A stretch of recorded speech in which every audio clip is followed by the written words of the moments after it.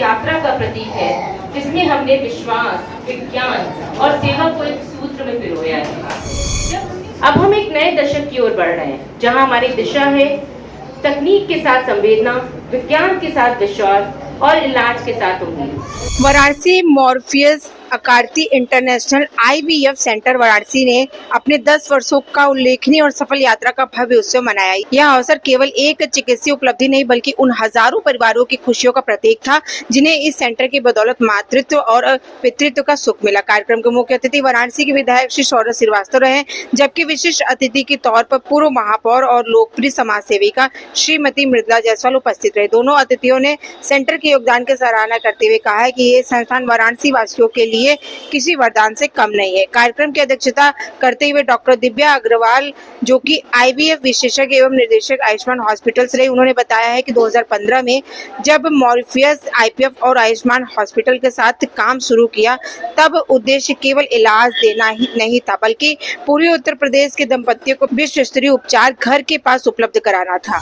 मैं doctor Divya Agarwal, Ayushman hospital director and fertility specialist of Morpheus Aakriti IVF centre. आज किस संबंध में कार्यक्रम आयोजित? आज में ये कार्यक्रम हमारा रखा है, हमने अपना 2015 में IVF Morpheus Aakriti IVF centre का स्टार्ट किया था और हमारे आज 10 वर्ष पूरे हो गए हैं। उसी के उपलक्ष्य पे हमने ये कार्यक्रम रखा है और मुझे बहुत अच्छा लग रहा है। हमारे द्वारा जो IVF हुए थे उनके द्वारा जो बच्चे हुए हैं, आज उनके अभिभावक और वो बच्चे हमारे बीच में हैं, उसको देख के मुझे मतलब बहुत ही गर्व का अनुभव हो रहा है और मुझे सच में मैं बहुत ही भावुक हो रही हूँ उन लोगों बच्चों को देख करके। आज उन लोग के हंसते हुए खिलते हुए चेहरे देख करके सच में बहुत ही अच्छा लग रहा है। और इस कार्यक्रम का मेरा पर्पज़ ही ये था कि जो बच्चे हमारे द्वारा हो चुके हैं उन बच्चों को हम बुलाएं, उनको उनसे मिलें।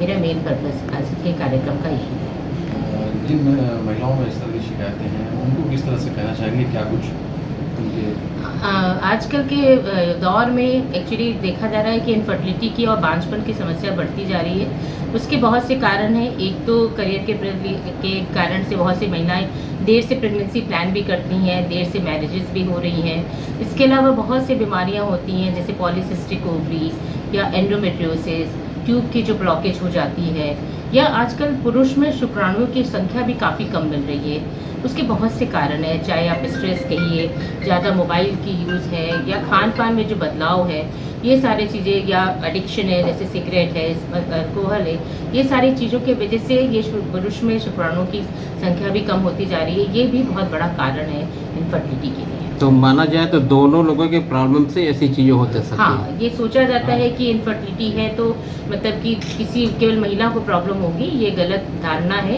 अगर किसी में महिला की परेशानी हो सकती है, किसी में पुरुष की परेशानी हो सकती है। इसलिए जांच और इलाज दोनों का ही कराना चाहिए। करीब 1000 से ज़्यादा बच्चे हमारे हो चुके हैं हमारे यहाँ सेंटर के थ्रू, और कई हज़ार तो हमारे यहाँ IVF हो चुके हैं और कई हज़ार बच्चे हमारे यहाँ हो चुके हैं। अभी महिलाओं में संशय रहता है, तो ये विधि कितनी कारगर है? एक्चुअली IVF सब मरीजों को नहीं ज़रूरत होती है। पहले अगर बांझपन की अगर समस्या होती है तो बहुत से तरीके, बहुत से इलाज तो कभी कभी केवल दवा के द्वारा या फिर जो होता है कि लेप्रोस्कोपी के द्वारा, ये सब के थ्रू भी संभव है। और अगर किसी भी पद्धति से अगर महिला को अगर संतान सुख नहीं मिल रहा है तब ऐसे केसेस में IVF करना होता है।